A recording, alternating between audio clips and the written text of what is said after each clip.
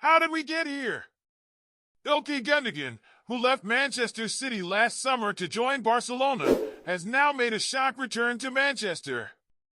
The midfielder has landed back in the city, and, in classic Gundogan fashion, he's wasted no time getting reacquainted with his former manager Pep Guardiola.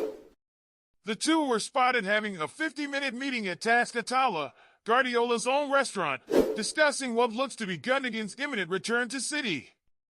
Also present at the meeting was City's chief executive Ferran Soriano, who was seen mingling with fans and helping them snap pictures with the returning club legend. After an illustrious 8-year spell at City, Gundogan moved to Barcelona last year, signing a 2-year contract. In his loan season at Camp Nou, he made 51 appearances and scored 5 goals. But Barcelona's ongoing financial struggles have forced them to make tough decisions, and it seems that Gundogan's departure is one of those decisions. While his exit alone won't solve all of Barcelona's financial issues, it will certainly ease some of their problems, especially as they try to register new signings like Dani Olmo.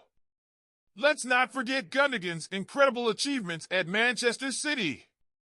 He was Pep Guardiola's very first signing back in 2016, and since then, he's become one of the most influential players at the club.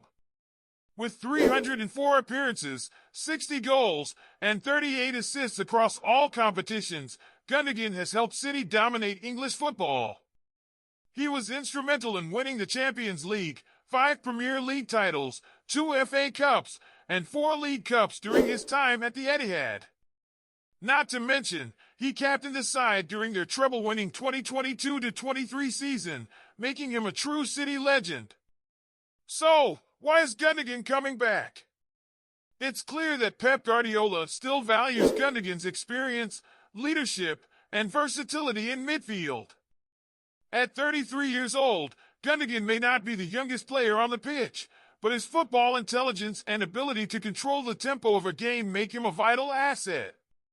He's expected to sign a 1-year deal with the option for an additional year, which gives City that extra depth in midfield as they continue to compete on multiple fronts. On the other side, Barcelona's financial woes continue to be a thorn in their side. They've been unable to register new signings like Dani Olmo due to their financial constraints. Although Gundogan's departure won't completely resolve their issues, it will help ease some of the pressure. Barcelona fans may be disappointed to see him go, but they understand the tough position the club is in. But it's not just football making headlines. Gundogan's wife, Sarah Arfoui, had her own spotlight moment last year when she criticized Manchester's food scene on Instagram. She famously stated that she struggled to find a good restaurant in the city, commenting that everything was frozen and the restaurants were more like nightclubs focused on making money with drinks rather than serving quality food.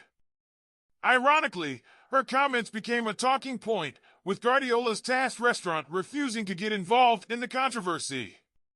However, more recently, Sarah has expressed how much she misses life in Manchester. After making friends and building a routine in the city, leaving for Barcelona was more difficult than expected for her. Sarah mentioned how hard it was to move away from a place where they had built friendships and a sense of belonging.